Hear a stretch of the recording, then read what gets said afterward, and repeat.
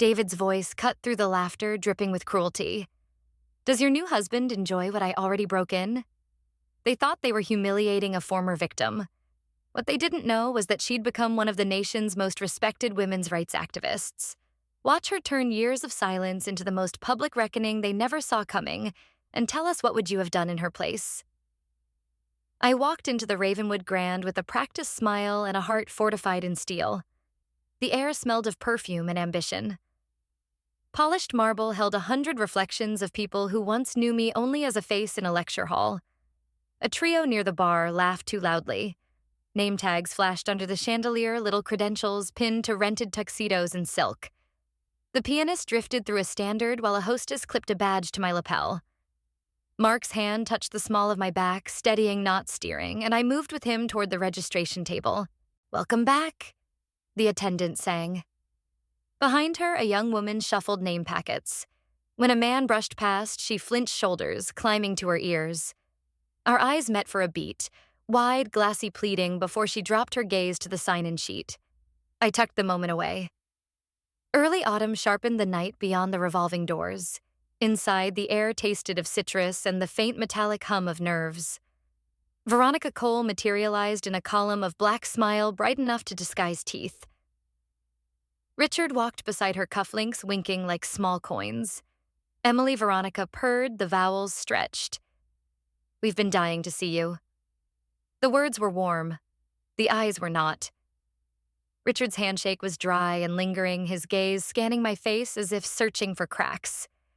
He offered a toast with an empty glass. I offered nothing but a nod. "How's the work?" Veronica tilted her head. "You must be exhausted. All those sad stories." "Busy," I said. "Worth it." Mark's posture held a quiet edge, protective without becoming a wall. "Still so." "Composed," Richard observed. "After everything." The crowd shifted. Ice chimed in a bucket. And then the smell of whiskey thickened at my shoulder. David lurched from the periphery, shirt-wrinkled tie loosened into a rope of silk. His grin was sloppy and mean. "Well, Emily. Long time. Still looking as good as you did before." "Oh, sorry to your new husband. Does he like using what I already broke in?" Laughter burst from the small knot of onlookers, brittle and eager. Mark's fingers tightened around mine, a quiet mercy keeping me from the reflex of stepping back. I did not retreat. I watched David the way you watch a storm you've already mapped. Classy Mark said voice even. David swayed closer, breath hot with liquor. "What no comeback," he taunted, reaching. I didn't move, but security did, 2 guards slicing in hands firm on his elbows. He twisted against their grip, face darkening as the lobby turned to look. "Don't think you're better than anyone. You're still trash." The shout cracked across the marble. A hush followed a vacuum that pulled every gaze into its center. I felt the tremor in the room, but not in my bones. Calm is an absence of fear. It's a choice with teeth. "Sir," a guard said, "you're done." They guided him toward the revolving doors. Outside, red taillights smeared the street like paint. Inside, Veronica's smile had curdled, and Richard studied me as if recalculating a risk. At the registration table, the young woman, Sophia, her badge read, kept her eyes down, and her hands moving, though I could see the small tremor at her wrist. Whispers started. I let them. I turned back to Mark, lifted my chin, and stepped back into my breath, into my footing, into the present tense of my life. The jazz resumed its lazy circle. The chandelier kept dripping light. Emily leans toward Mark and whispers, "He has no idea who he's standing in front of." The spotlight was blinding. The microphone was cold in my hand. In the front row, Veronica's smile glittered like a blade. The grand ballroom wore its best gold chandeliers, like upside-down gardens, linen glowing silverware aligned in military rows. Polite applause rustled, the kind that fills silence rather than celebrates it. Somewhere a glass rang once sharp as a tuning fork. I could feel the weight of the room deciding what I was before I spoke. The MC's voice sailed over the tables, smooth and practiced, and wrapped neatly around me a welcome, a resume, and finally a ribboned tag, a cautionary tale. The phrase slid under my skin. I steadied my breath and lifted the mic, a small rise in my chest against the hum of air conditioning and expectation. Pamela Grant stepped in from stage left with effortless poise, all angles and charisma, the sort of woman who curates her pauses. "A lesson for the ladies, pick better boyfriends," she said, bright as a toast. Laughter spooled out from the front tables, then rippled backward. Even the hesitant chuckles sounded relieved, as if the room had been granted permission to find the worst parts of me amusing. I watched it happen the way pain becomes entertainment when dressed well enough. I saw Veronica watching too, chin-tilted eyes eager for the tremor in my mouth, the stumble in my voice, the proof that she was right about who I would always be. Mark sat 3 rows back, jaw-tight hands still. Beyond him, at a shadowed table near the service doors, the young woman from check-in kept her gaze fixed on her napkin. When a man crossed between her and the exit, she shrank an inch into herself, as if into a coat that no longer fit. My fingers warmed around the mic. I could have told them a different story then about the work the women who walk into our office with nothing but a bag and a name they're no longer sure they own. I could have flung facts like knives. Instead, I found the center of my breath and set the microphone gently on the stand. The echo of the rubber ring against metal was barely a sound, more a period at the end of a sentence I chose not to say. I turned and walked off stage. The applause didn't know what to do with itself. It stuttered, then died. In the corridor, the carpet swallowed my footsteps. Veronica fell into step beside me, perfume sweet and cutting. "The stage isn't for failures." She murmured close enough that her smile reflected in the brass wall sconce. I kept moving. At the corner by the service entrance, a door cracked open and Lena slipped through, hair-pinned eyes alert. "Meet me after this. I have something you'll want to see," she said under the thrum of the ballroom. Behind us, Pamela's voice swelled again, filling the gap where my words should have lived. The hallway smelled faintly of lemons and hot cables. I let the noise behind me fade until it was only pulse and breath. For the first time all night, my hands were steady. Pamela's laughter echoes behind her as she follows Lena toward the service elevators. The USB drive in my hand felt heavier than gold and far more dangerous. The office had settled into its after-hours hush, a low hum from the fridge in the kitchenette and the soft tick of the wall clock. A desk lamp pooled amber over Lena's keyboard, turning dust motes into tiny planets. My palm still remembered another hand, Richard's warm, dry confidant the day before the trial began. He had smiled then, not as a courtesy, but as if the verdict had been printed inside his eyelids. "Ready?" Lena asked. I nodded. She slid the USB into the port. The monitor flickered to a directory of files named like neat arrows. She opened the first. Grainy security footage, conference room, neutral carpet, a wall of glass at sunset. Richard entered with the Northcrest Holdings representative whose face stayed just out of frame. The envelope looked thick enough to bruise. It changed hands with a practiced casualness.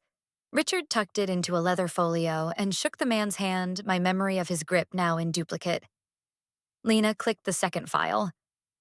An email thread unfolded internal memos threading through executives and a government liaison. Language made to sound harmless alignment policy, climate legislative priorities, and then the sentence that burned recommendations to support Senator Graham's continued opposition to protections my foundation had fought for, tied to upcoming appropriations. Dates line up, Lena said, already opening the third file. The bank statement bled rows of transactions. She highlighted a transfer posted the week of my trial, the numbers indifferent to their consequence. I felt something tilt inside me, not shock exactly, but a realignment like a picture finally squared to the wall. "Source?" I asked. "Former Northcrest accountant," Lena said. "Fired last year. Wants to stay anonymous." I verified hashes on the videos and headers on the emails.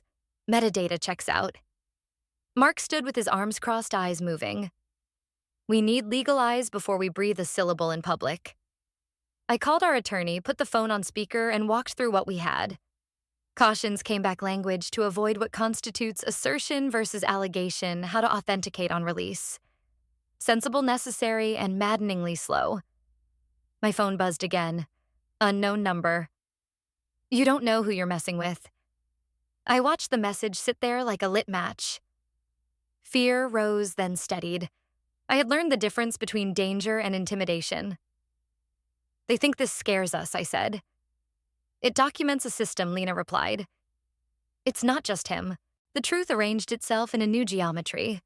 My story wasn't a private ruin they had built scaffolding around it, profited from it, rehearsed it. I went to the window. Seattle lay in graphite, and pinpricks cranes resting like sleeping animals, the bay a sheet of dark metal. Emily looks out the window at the darkened city and says quietly, "Then they don't know me." The ballroom was empty except for me, my echoing footsteps and the speech that would change everything. Late light from the high windows turned the parquet into a quiet lake. Hours earlier, I'd left a microphone untouched and let a room decide what I was. That memory stood behind me like a closed door. Tonight, the door would open the other way. Before rehearsal, we worked the plan in the foundation conference room, coffee cooling in paper cups. I read through the speech once, my cadence too fast, the spine of the words too stiff. Mark sat opposite, hands steepled, interrupting only to mark a pause with his finger in the air. Let this line breathe. Don't rush the names, make them carry their own weight. Lena followed along, penciling beats in the margins, circling the sentence that would bridge my story to the evidence. The more I read, the more breath found places to land. We moved from delivery to deployment. Lena opened a laptop field map, color blocks, and arrows. Press package is queued, she said. Site pages, pre-published private links. At your third paragraph, I soft-launched the dossier to the embargoed list. At the video queue, everything goes public. Tweets and threads are timed to cascade. The first post pins the source files and the legal note. She glanced at Mark. The journalists we trust are on alert. If Veronica pushes spin, our threads will already be live. Mark slid a tablet across to me. A grainy, still a service corridor, yellowed light the edge of a banquet cart. David profile half-turned badge on a lanyard loitering near the backstage door of the Ravenwood. Another still showed him farther down the hall, head cocked toward the ballroom. Security pulled these from last night's test run, Mark said. He got in with the staffing vendor. I've flagged it with the hotel. They'll increase coverage, but you should know. Something tightened under my ribs, not fear so much as recoil. I read the next page of my speech, felt the words steady me again. This wasn't about him anymore. He was a problem. The problem was larger. Lena stepped into the hallway to take a call. When she came back, the color had drained from her face. They called my personal phone, she said, voice flat. Told me I'd be professionally finished if I don't back off. Numbers spoof, Mark said, already typing. We'll log it. Don't engage. I'm not stopping, Lena said, meeting my eyes. Calm was a choice, and she made it with me. We returned to the ballroom for the final run. Chairs sat in obedient rows, each one waiting for a body, a gaze, a decision. I stood center stage and let the room find its outline around me. I read again, slower this time, shaping silence as carefully as sentences. When I reached the pivot where pain stopped being spectacle and became evidence, I lifted my eyes to the balcony and imagined the faces that would be there. The air changed. It often does when conviction gathers enough mass to tilt a room. Mark's voice drifted from the aisle. 2 beats before the video cue, he reminded me. Make them lean forward. I nodded, and he disappeared into the dark like a shadow relinquishing its owner. We cut the house lights to mimic show conditions. The exit signs burned their legal red. My footsteps echoed once, twice, and then stilled. I placed my palms on the lectern, felt the grain under my fingertips, and let every memory I had learned to survive flow toward a single point where the words would live.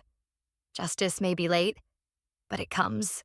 A thin sound in the rafters answered ductwork cooling or the faintest rattle of a vent. I exhaled, set the printed pages in order, and gathered them against my ribs. In the far corner, a hotel staffer watches her, then slips silently into the service hall. The camera flashes were blinding, but the rush of applause was louder than any jeer I'd heard before. They had laughed when I left a stage 2 nights ago. Tonight, the room stood, palms cracking like rain on a roof, and the applause rolled up the balcony and came back down again. The red carpet still held the warmth of camera lights. Silent auction cards lay propped against crystal vases, and the LED pledge board pulsed with numbers in clean rising columns. The media pit bristled with lenses. I felt the white gown skim my ankles as the MC read my credentials in an even ceremonial voice founder advocate survivor, and the syllables landed with the weight of stone set carefully on stone. When the cheers ebbed, I put my hands on the lectern and let breath anchor the first line. I spoke about the girl I had been and the woman I became, about the nights that folded into years, and the way light slowly returns if you keep your hand on the switch. I did not dramatize. I presented facts, a chronology with edges. When I named Richard, I looked at him not to wound, but to hold the gaze where it belonged. His smile, so often curated, slipped like a tie coming undone. Veronica's posture sharpened. Pamela tilted her head as if considering a punchline she might salvage. Senator Graham's jaw hardened into a practiced neutrality. At my cue, the screens warmed to life. The video appeared conference room sunset on glass, the thick envelope changing hands. A murmur rolled through the tables. Next, the email thread language lacquered to look harmless until context stripped the gloss. Then the bank record the transfer landing the week my case was tried. I heard a camera shutter stutter and then accelerate, a machine recognizing a storm. Backstage, a light blinked on Lena's phone. I knew the choreography without seeing it. She pushed the dossier to our site, then to the press list, then to the feeds. A heartbeat later, I watched Veronica angle her body toward a reporter at the end of her table, phone lifted like a shield, too late. The first wave of notifications was already sweeping the room. Graham looked down as an aide slid a screen into view. His eyes cut sideways. Media calling nonstop, the text read. I kept speaking. I talked about who benefits when silence is bought and who pays. I said the names again, slower this time, and let the room feel the cost in each one. Someone stood to applaud. Another followed. The sound rose, not polite now, but charged, and for a moment the cameras forgot to click. Then a journalist near the press pit stood and raised her voice over the applause. Are you on Northcrest's payroll? The question flew like a flare toward Veronica. Heads turned. Microphones craned. A gasp lifted the ceiling. The careful decorum of the evening tore down the center as reporters surged toward the VIP table. Pamela reached for words and found the air empty. Richard's napkin lay crumpled, a white flag with no surrender attached. Graham's aide whispered. He stayed seated, eyes fixed on the screen where the evidence rotated through like exhibits in a trial he no longer controlled. I closed with the line we had honed until it lived cleanly on my tongue. And when I stepped back, the applause returned in a wave that pushed against my ribs and steadied me. I gathered my pages and nodded to the MC. Mark's face, just visible backstage, relaxed by a degree. Lena was already moving, earbuds and fingers flying, turning the flood into a channel. I took one step into the wings, and then the room narrowed. The lights brightened to a spear, and the cold prickle of instinct climbed my neck. As Emily steps off stage, David appears at the ballroom doors, dressed as catering staff, eyes locked on her. One more step, Mark said loudly enough for the nearest guest to hear. And you'll be back in court. The doorway framed David in harsh chandelier light, the catering jacket hanging off him like a bad alibi. For a breath, he wore the old smirk, the one that once made my stomach drop through a trapdoor. But the room had shifted. Eyes tracked him, not me. Mark moved between us, steady voice carrying without a shout as he cited dates and docket numbers, the paper trail we'd kept when nobody cared to read it. David's mouth opened and closed, a fish discovering glass. The security captain arrived, posture professional but unblinking. You're leaving, the captain said. David's gaze flicked around for an ally and found only reflections. A murmur rose, first caution, then something like consensus. When the guards took his elbows, he tried one last twist of bravado that collapsed into a stumble. They walked him past a forest of phones. I didn't follow. I didn't flinch. The murmurs swelled into applause that wasn't for me or against him so much as for the world where this finally counted. The air thinned with relief. People turned toward me. Women first, then others offering hands, nods, fragments of stories that started in quiet rooms and ended at doors like this one.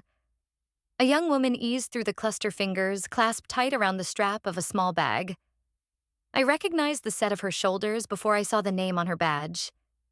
She stopped close enough that I could see the smear of mascara she hadn't had time to fix. You gave me the courage to leave, she whispered. I took her hand in both of mine. The skin was cool, the grip decisive. I didn't give her advice. I told her the address of our office and the name of the person who would meet her at the door first thing in the morning. She nodded like a diver finding the surface. Phones chimed across the lobby, a staccato of headlines breaking loose. Mark glanced at his screen, then turned it for me to see Graham under investigation. Northcrest contracts frozen pending review. Veronica's statement contradicted by time-stamped posts. Pamela's quip already clipped into a montage of apologies that never arrived. Lena passed by at a jog, earbuds looped around her fingers, cheeks flushed with the heat of triage. "We're holding," she said, and slipped back into the tide. I stepped away from the current of congratulations and stood beneath the arch where cool air slid along the marble. The night outside carried the faint bite of autumn and the smell of rain far off.